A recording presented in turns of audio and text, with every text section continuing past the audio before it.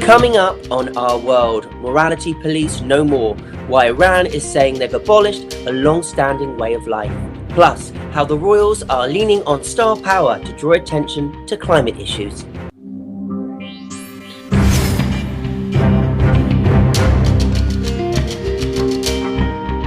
Welcome to Our World, I'm Stephen Walker. Iran's the morality police have been abolished, and the country's hijab law is under review. That's according to Iran's Attorney General. Iran's state media is disrupting that claim.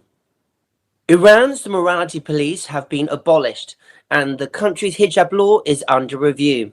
That's according to Iran's Attorney General. Iran's state media is disputing that claim.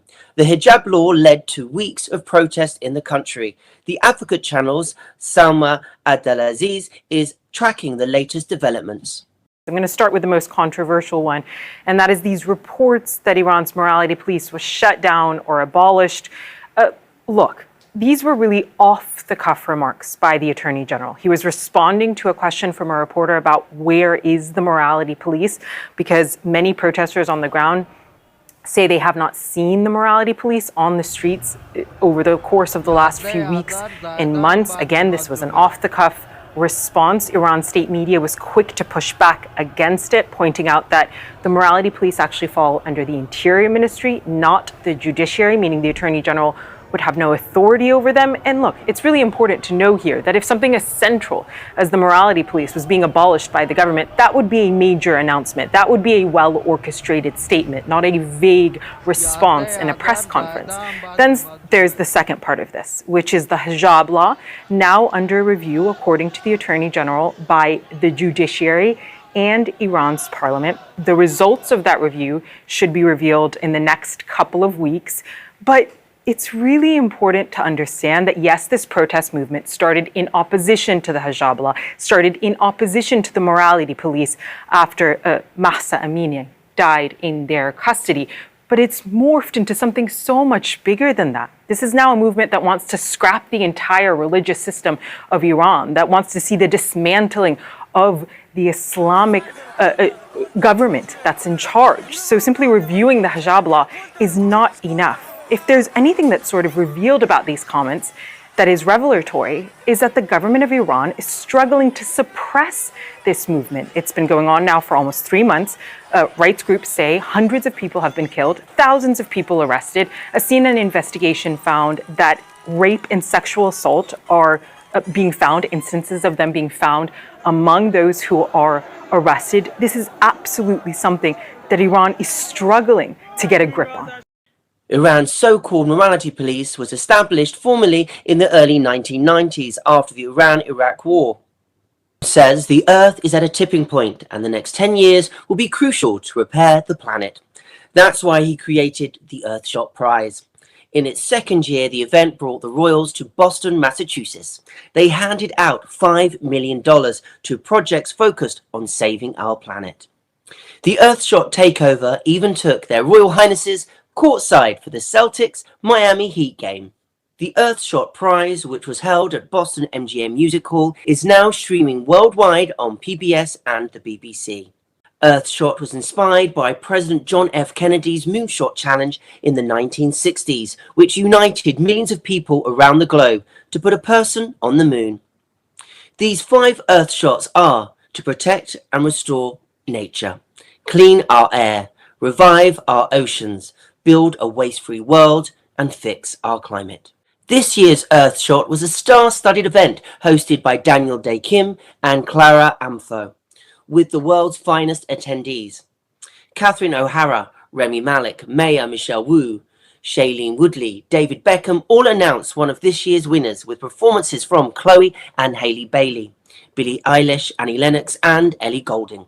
Prince William took to the stage to give an inspirational and hopeful speech. These global environmental prizes are awarded for solutions and efforts that repair and regenerate the planet, aiming to put Earth on track to sustainability by 2030. Sticking with the royals, Netflix is preparing for the release of the new Harry and Meghan documentary. Netflix says the series will take viewers from the couple's early courtship to the challenges that led to their decision to step back from the institution. In it, the Duke of Sussex says there was hierarchy within the family and mentioned, quote, dirty game of leaking stories to the press and planting them. The series also includes commentary from friends and family who have never before spoken publicly about what they witnessed. 5 days and 40 hours a week sounds pretty standard for a full-time job, right? But what if the standard changed? The Advocate Channel's Mike Valerio has more on the concept. A shortened work week sounds pretty good, right? But is it good for business? Millions switched to remote or hybrid work during the pandemic. Commuting time was scrapped, meetings got shorter or were done virtually. And the question of whether or not a traditional work schedule was necessary got louder. We just saw people that were burnt out and tired. So 33 companies with a total of 903 employees signed up to participate in a 6-month trial with the nonprofit called 4-Day Week Global and researchers at 3 universities. The requirements are no reduction in pay, so all employees are still getting their 5 days pay. And there must be a meaningful reduction in work time. Organizers say the trial was an overwhelming success. None of the 27 companies that completed the post-experiment survey said they were planning to go back to the 5-day work week. The productivity is up, not down, from 4 days versus 5.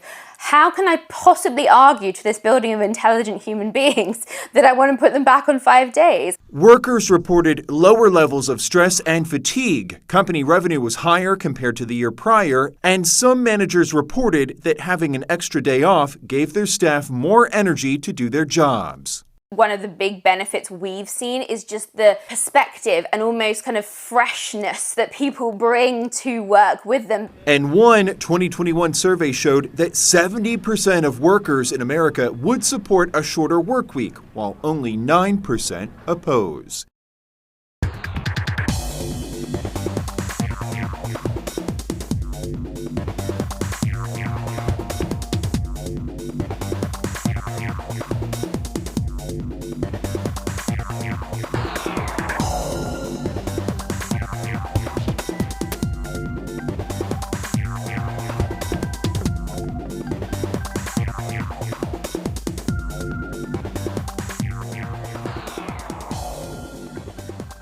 Thank you for joining us for Our World.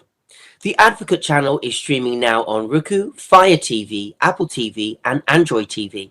You can also download our app on your Android and Apple devices and watch anytime at advocatechannel.com.